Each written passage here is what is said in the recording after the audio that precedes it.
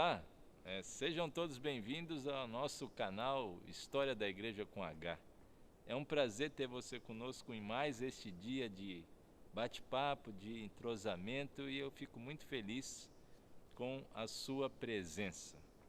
Graça e paz do nosso Senhor Jesus Cristo a todos vocês.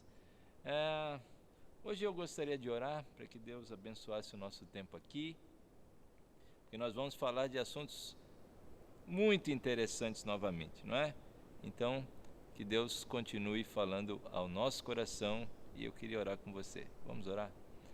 Querido Deus, muito obrigado pela bênção de nós termos esse tempo aqui de crescimento na história da Tua Igreja. Pedimos que o Senhor nos abençoe todos aqueles que vão ouvir esse canal, essas informações, que o Senhor abençoe e fale ao coração de cada um de nós. É em nome de Cristo Jesus que nós oramos e agradecemos. Amém. Bom, o que a gente vai começar a falar neste encontro e nos próximos, nós vamos falar sobre os ataques ao cristianismo. Então nós vamos falar dos ataques que aconteceram externamente e ataques que aconteceram ao cristianismo, começando dentro da igreja, não é? E, primeiramente, eu queria ler um texto com você. Ele se encontra no livro de Atos dos Apóstolos, capítulo 20, versículos 29 a 31. Diz assim a palavra de Deus: Eu sei que, depois da minha partida, entre vós penetrarão lobos vorazes, que não pouparão o rebanho, e que dentre vós mesmos se levantarão homens falando coisas pervertidas, para arrastar os discípulos atrás deles. Portanto, vigiai, lembrando-vos de que por 3 anos, noite e dia, não cessei de admoestar com lágrimas a cada um. Queridos, esse texto é conhecido. O apóstolo Paulo está se despedindo dos presbíteros da igreja de Éfeso, lá em Mileto, e ele faz um alerta, que tem tudo a ver com aquilo que nós vamos falar aqui. Ele faz um alerta para aqueles irmãos que eles sofreriam ataques, não é? A sã doutrina sofreria ataque, começando do lado de fora para com a igreja, ou seja, ataques externos, e que também dentre os irmãos, ou seja, do lado de dentro da igreja, surgiriam pessoas ensinando algo que não era aquilo que o apóstolo Paulo havia ensinado. E nós vamos começar pelos ataques externos. É claro que nós falamos lá no nosso primeiro encontro da expansão fenomenal que a igreja sofreu no primeiro século. Não sei se você se recorda. Naquela ocasião nós falamos que a igreja, daquele grupo bem pequeno, não é? Começando com os apóstolos, também com aquele grupo um pouco maior lá no dia de Pentecostes, em Atos capítulo 2, e a gente vai viajando no tempo, no século I, né? Vamos supor aí que nós tenhamos, após a partida do Senhor Jesus Cristo, até o final do século, a gente tem aproximadamente 6 décadas, e nessas 6 décadas o cristianismo expandiu por todo o Império Romano. Cerca de 5% da população, que era cerca de 60 milhões de habitantes, ou seja, a gente está falando aqui de 3 a 3,5 milhões de habitantes que se tornaram cristãos a partir daquele grupo pequeno. E é claro que no segundo século, né, agora do ano 100 até o finalzinho daquele século, essa expansão do cristianismo chama a atenção das autoridades e da sociedade como um todo. E aí agora, os cristãos começam a sofrer uma hostilidade, não é? Hostilidade de que forma? Primeiramente, através de simples críticas feitas pelas pessoas da sociedade. E também de perseguição pelos imperadores mesmo, começando por Nero, né? Você sabe da história, né? Que Nero botou fogo em Roma e colocou a culpa nos cristãos, né? Então, nós vamos começar vendo esses ataques que a igreja sofreu, não é? Como eu falei, começando por esses ataques externos. Como eram feitos esses ataques? Nós vamos dividir em 2 partes. Primeiro tipo de ataques eram os rumores populares. Você vai talvez até dar risada do que eu vou falar. Mas, veja o que eles acreditavam acerca dos cristãos. Os cristãos daquela época, eles se reuniam, tinham reuniões de portas fechadas, né? A gente sabe muito bem, não é?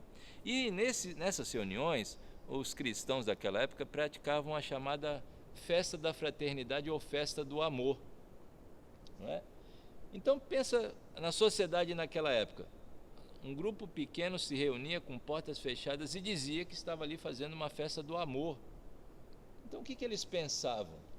Que aquele grupo praticava orgias, né? Reuniões libertinas. É isso mesmo. O outro rumor popular é como os cristãos, olha que interessante, os cristãos sempre se referiram uns para com os outros como irmãos, não é? E os cristãos se casavam, não é? Então a sociedade olhava para aquilo e dizia que os cristãos cometiam incesto, não é? Porque afinal de contas irmãos casavam com irmãos. E também outro tipo de afirmação desse rumor popular, que hoje nós damos até risada, né? Achamos até engraçado, é que os cristãos falavam que comiam o corpo e bebiam o sangue de Cristo. E a sociedade qualificava os cristãos como canibais, não é? Então veja, por conta desse grupo afastado, né, digamos assim, da sociedade como um todo, surgiam esses rumores. Mas existiam também ataques que eram ataques às doutrinas. Por exemplo, a teologia própria, que é a doutrina acerca do Deus Pai, né, do ser de Deus Pai, eles diziam que esse Deus era um Deus que se intrometia muito na vida das pessoas, um Deus curioso. Eles atacavam também, chamavam os cristãos de idólatras, não é? Por quê? Os cristãos, eles se afastavam das atividades sociais para não, de certa forma, adorar os deuses que a sociedade adorava. E daí a sociedade criticava, né? Disse, olha, vocês não deveriam temer aquilo que vocês não creem na existência. Então chamavam os cristãos daquela época de idólatras, não é? Outra coisa que eles criticavam o nascimento virginal. Eles ridicularizavam o nascimento virginal de Jesus Cristo, dizendo que Maria tinha tido na realidade um relacionamento com um soldado romano. Olha que coisa, não é?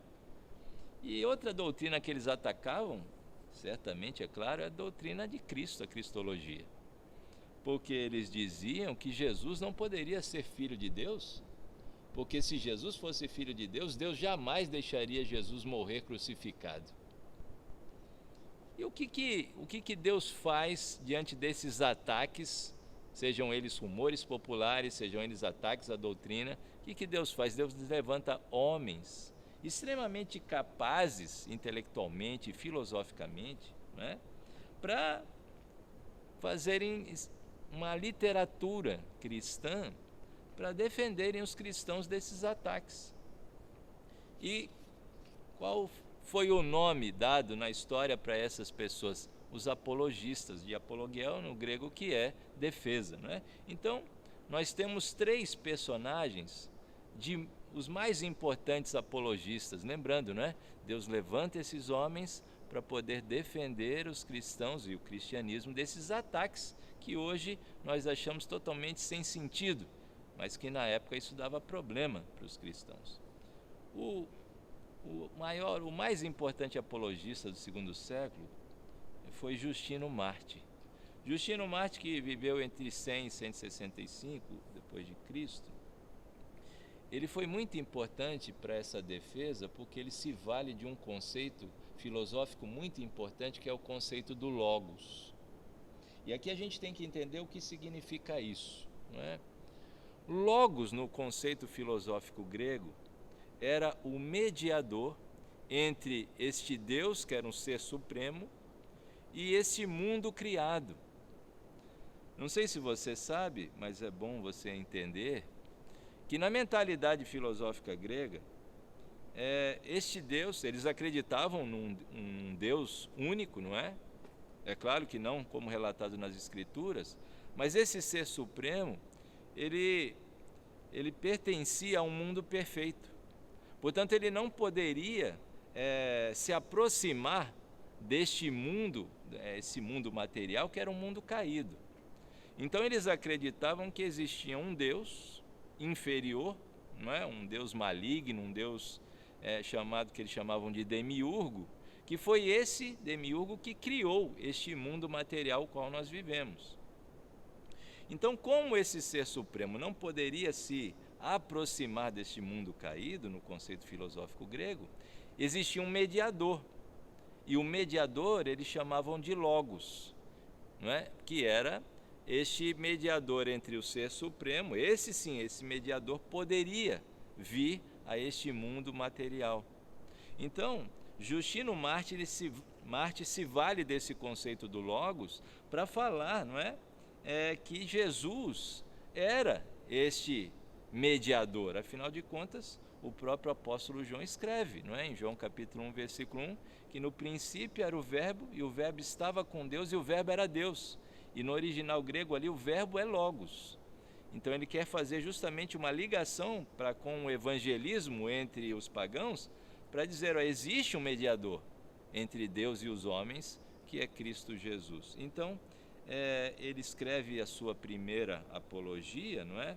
Que ele endereça ao imperador Antônio Pio, e lá ele defende que existem resquícios da verdade cristã que são encontrados nos escritores pagãos, não é? Porque Justino dizia que o cristianismo, ele incorpora, por assim dizer, os conceitos mais nobres da filosofia helenística, né? E é claro, ele dizia que o cristianismo é a verdade por excelência. Então, esse é um personagem de extrema importância, porque está defendendo a cristologia desses ataques à doutrina, não é? O outro apologista muito importante também é Atenágoras de Atenas. Atenágoras de Atenas, que viveu entre 130 e 190, ele já escreve a sua obra Súplica, né, em favor dos cristãos, que foi endereçada ao imperador Marco Aurélio e ao seu filho Cômodo, justamente defendendo os cristãos desses ataques, desses rumores populares, lembra? De canibalismo, não é? De incesto, de orgias, explicando à luz das escrituras que a festa do amor, na realidade, era um evento em que se celebrava a ceia, fraternidade entre cristãos, não tinha nada de libertinagem ali, não é? Quando se fala em comer o corpo e beber o sangue, isso é simbologia, não é? Para o corpo de Cristo e o sangue derramado na cruz para salvar os cristãos, não é? E é claro que também, quando os cristãos se relacionavam, um dizia para o outro que era irmão, aquilo era porque nós nos consideramos filhos do mesmo Deus, graças à obra de Cristo Jesus. Então não eram irmãos de sangue, hereditariamente falando, não é? Então, e o outro apologista importante também é Teófilo de Antioquia.